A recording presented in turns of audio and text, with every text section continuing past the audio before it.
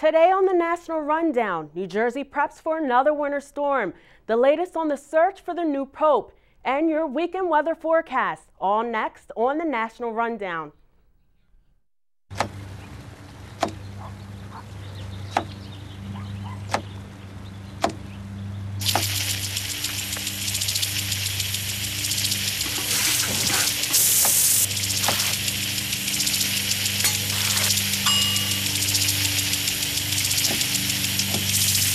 Clean kitchen surfaces, utensils, and hands with soapy water. 1 in 6 Americans will get sick from food poisoning this year. Keep your family safer. Check your steps at foodsafety.gov.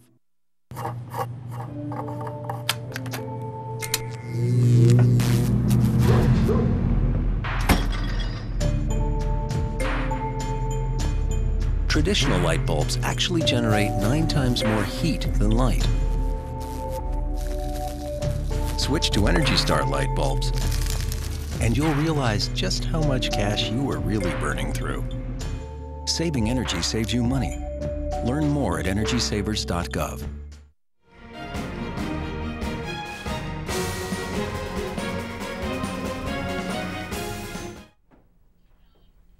Hello and welcome to the Rowan University National Rundown. I'm Kimberly Davis. And I'm Gianna Guyutza.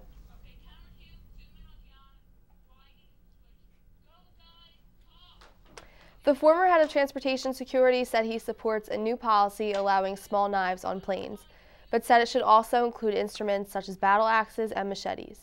Former TSA Chief Kip Hawley told CNN sharp objects can no longer bring down aircraft, and the search for knives interferes with the search for objects that can harm aircraft. New Jersey coastal towns are now preparing for incoming snowstorms. Here's the latest on their progress.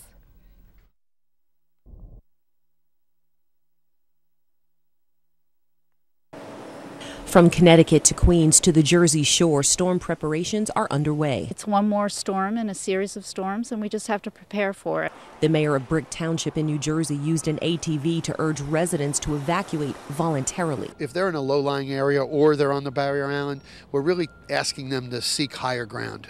Officials are building up the dunes on Brick's barrier island to protect homes from the battering waves expected later today. But they know that if they get the 7 to 8 foot waves that are forecast, the area could still see some flooding. We are staging some high-wheeled vehicles down here, some deuce and a half, some front-end loaders, just in the off chance that we have some runovers where, again, people need some help. We want to make sure that we take that precaution now. In neighboring Ortley Beach, the dunes are as high as they can get. This resident says she's worried for her neighbors this time around because she lost her home during Sandy.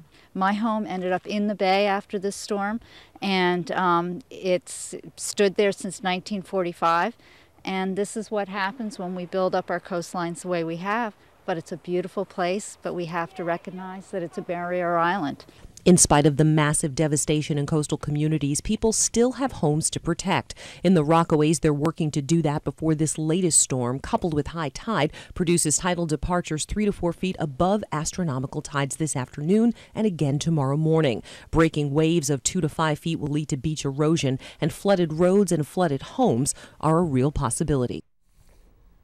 A 350-pound African male lion killed a 26-year-old female intern who volunteered at the Exotic Cat Sanctuary in California. The lion was raised at the sanctuary since the young club. The sheriff's deputy shot the 5-year-old lion after the attack. An investigation is going on to find out why the attack occurred. A homeless Florida man intentionally got himself arrested at a Home Depot in Pompano Beach, Florida on Monday. Bruce Hodgson, 38, appeared intoxicated and was causing a disturbance inside the store when the store manager approached a police officer. Hodgson wanted to be thrown in jail to avoid the low of 44 degrees that day. His hearing is scheduled for today. An antibiotic-resistant bacteria is attacking local hospitals. According to the CDC, the bacteria is not new. It has become more common in the last 10 years. The bacteria is called carbapenem. The bacteria infection kills about half of patients who have bloodstream infections. Doctors urge patients to use antibiotics only when needed to help prevent the antibiotic-resistant bacteria from spreading. Prosecutors say the stage chief witness in the Trayvon Martin murder case lied under oath. The young woman who says she was on the phone with Martin when he encountered George Zimmerman lied about her whereabouts at another time the prosecution told Judge Tuesday. The woman's name has not been released. Scaffolding for the Washington Monument begins to rise. On Thursday, workers started to raise scaffolding around 555-foot-tall monument.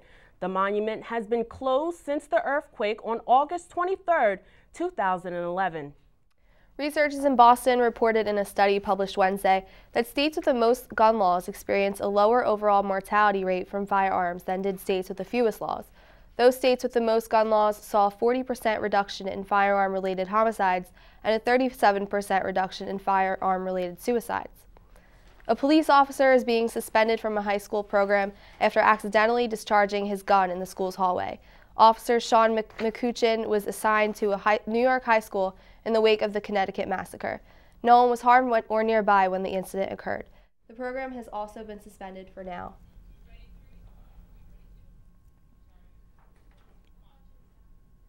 At least 10 people were injured in an explosion at a steel casting plant on Thursday morning in southwestern Illinois.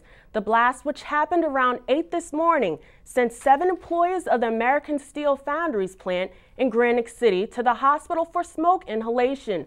3 employees were in critical condition and were flown by helicopter to area hospitals.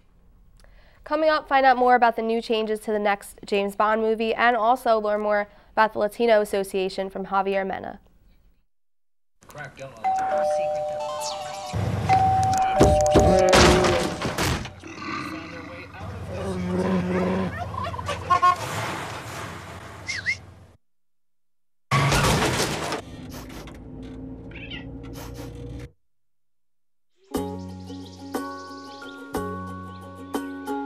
Getting closer to nature can get you closer to your family. Go to discovertheforest.org.